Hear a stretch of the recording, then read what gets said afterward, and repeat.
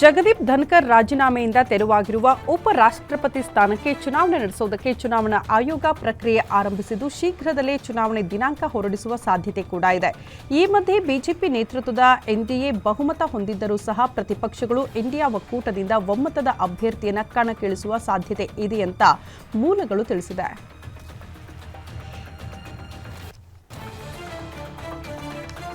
2006ರ July 11ರಂದು ಮುಂಬೈನ local ರೈಲುಗಳಲ್ಲಿ ನಡೆದ ಸರಣಿ ಬಾಂಬ್ ಸ್ಫೋಟಕ್ಕೆ ಸಂಬಂಧಪಟ್ಟಂತೆ ಪ್ರಕರಣದ ಎಲ್ಲ 12 ಆರೋಪಿಗಳನ್ನು ಬಾಂಬೆ ಹೈಕೋರ್ಟ್ ಖುಲಾಸೆಗೊಳಿಸಿತ್ತು. ಇದೀಗ ಬಾಂಬೆ ಹೈಕೋರ್ಟ್ ನೀಡಿದ್ದ ತೀರ್ಪಿಗೆ ಸುಪ್ರೀಂ ಕೋರ್ಟ್ ತಡೆ ನೀಡಿದೆ. ಭವಿಷ್ಯದ ಪ್ರಕರಣಗಳಲ್ಲಿ ಹೈಕೋರ್ಟ್ ತೀರ್ಪನ್ನು ಪೂರ್ವ ನಿರ್ದೇಶನವಾಗಿ ಪರಿಗಣಿಸಬಾರದು ಅಂತ ಸುಪ್ರೀಂ ಕೋರ್ಟ್ ತಿಳಿಸಿದೆ.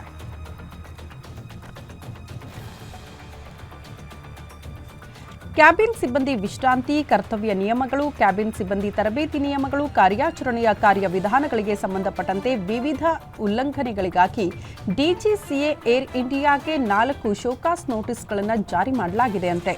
ವಿಮಾನಯಾನ ಸಂಸ್ಥೆಯು ಸ್ವಯಂ ಪ್ರೇರಣೆಯಿಂದ ಕೆಲವು ಮಾಹಿತಿಯನ್ನ ಡಿಜಿಸಿಎ ಜೊತೆ ಹಂಚಿಕೊಂಡ 1 ತಿಂಗಳ ನಂತರ ಈ ಕ್ರಮ ಕೈಗೊಳ್ಳಲಾಗಿದೆ ಅಂತ ಮೂಲಗಳು ಹೇಳ್ತಾ ಇದೆ.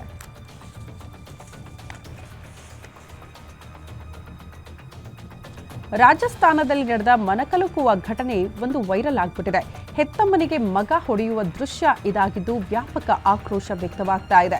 ತನ್ನ ಹೆತ್ತ ತಾಯಿಗೆ ಮಗ ಥಳಿಸ್ತಾ ಇರೋ ವಿಡಿಯೋ ಪೊಲೀಸರ ಕೈ ಸೇರಿದೆ. ಪಾಪಿ ಮಗನನ್ನ ದೀಪು ಮೆಹ್ರಾ ಅಂತ ಗುರುತಿಸಲಾಗಿದ್ದು ಆತನ ವಿರುದ್ಧ ಪೊಲೀಸರು ಕ್ರಮ ಕೈಗೊಂಡಿದ್ದಾರೆ.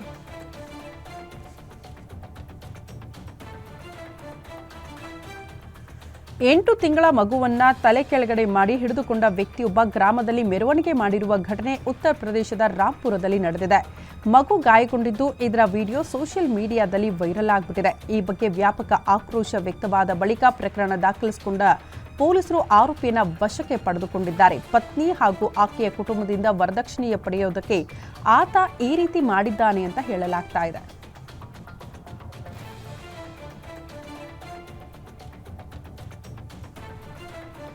ಇತ್ತೀಚಿನ ದಿನಗಳಲ್ಲಿ ಸೆಲ್ಫಿ ಹುಚ್ಚಾಟ ಜೋರಾಗ್ಬಿಟ್ಟಿದೆ. ಏನೇ ನೋಡಿದ್ರೂ ಸೆಲ್ಫಿ ತೆಗೆದುಕೊಳ್ಳೋದಕ್ಕೆ ಅನೇಕರು ಮುಂದಾಗ್ತಾರೆ. ಇದೀಗ ಸೆಲ್ಫಿ ತೆಗೆದುಕೊಳ್ಳೋದಕ್ಕೆ ಮುಂದಾದ ಯುವಕನೊಬ್ಬನಿಗೆ ಹೆಬ್ಬಾವು ಕಡಿದ ಘಟನೆಯ ವಿಡಿಯೋ ಸದ್ಯ ವೈರಲ್ ಆಗ್ತಾ ಇದೆ.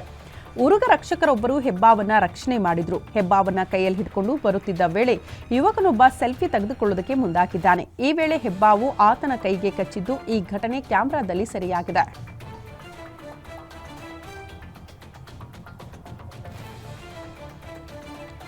ಮಧ್ಯಪ್ರದೇಶದ ಸಾಗರ್ ಜಿಲ್ಲೆಯಲ್ಲಿ ಆಘಾತಕಾರಿ ಘಟನೆಯೊಂದು ನಡೆದು ಹೋಗಿದೆ. ವಿದ್ಯಾರ್ಥಿಯೊಬ್ಬನ ರಾಯಲ್ ಎನ್ಫೀಲ್ಡ್ ಬುಲೆಟ್ ಬೈಕ್ನ ಇಂಧನ ಟ್ಯಾಂಕ್ ಅಡಿಯಲ್ಲಿ ಅತ್ಯಂತ ವಿಷಕಾರಿ ರಸೆಲ್ ವೈಪರ್ ಹಾವು ಅಡಗಿಕೊಂಡಿರುವುದು ಪತ್ತೆಯಾಗಿದೆ. ಘಟನೆಯಲ್ಲಿ ವಿದ್ಯಾರ್ಥಿ ಕೂದಲೆಳೆಯ ಅಂತರದಲ್ಲಿ ಪ್ರಾಣಾಪಾಯದಿಂದ ಪಾರಾಗಿದ್ದಾನೆ. ವಿಶೇಷ ಅಂದರೆ ಆತ ಹಾವು ಅವಿತಿರುವ ಬಗ್ಗೆ ಗೊತ್ತಿಲ್ಲದೆ ಬೈಕನ್ನು 2 ಗಂಟೆಗಳ ಕಾಲ ಚಲಿಸಿದ್ದಾನೆ.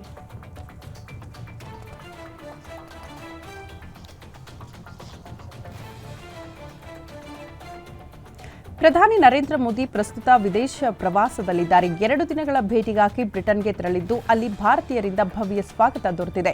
ಎಲ್ಲೆಲ್ಲೂ ಜೈಕಾರ ಮೊಳಗಿತ್ತು. ಮೋದಿಯನ್ನ ನೋಡೋದಕ್ಕೆ ಜನರು ಹೆಚ್ಚಿನ ಸಂಖ್ಯೆಯಲ್ಲಿ ನೆರೆದಿದ್ರು. ರಕ್ಷಣೆ, ವ್ಯಾಪಾರ ಮತ್ತು ತಂತ್ರಜ್ಞಾನ ಕ್ಷೇತ್ರಗಳಲ್ಲಿ ದ್ವಿಪಕ್ಷೀಯ ಸಂಬಂಧಗಳನ್ನು ವಿಸ್ತರಿಸುವ ಸಲುವಾಗಿ ಪ್ರಧಾನಿ ನರೇಂದ್ರ ಮೋದಿ ಅವರು ಚರ್ಚೆ ನಡೆಸಲಿದ್ದಾರೆ.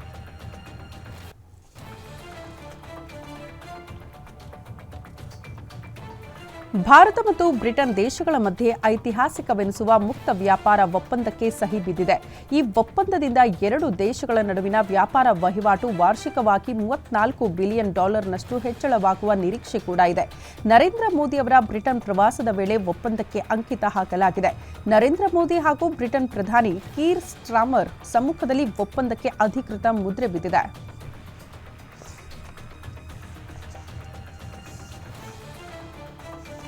ಭಾರತದ ಪ್ರಧಾನಿ ನರೇಂದ್ರ ಮೋದಿ, ಯುಕೆ ಪ್ರಧಾನಿ ಕೀರ್ ಸ್ಟಾರ್ಮರ್ ಭಾರತ ಯುಕೆ ನಡುವಿನ ಮುಕ್ತ ವ್ಯಾಪಾರ ಒಪ್ಪಂದಕ್ಕೆ ಸಹಿ ಹಾಕಿದ್ದಾರೆ.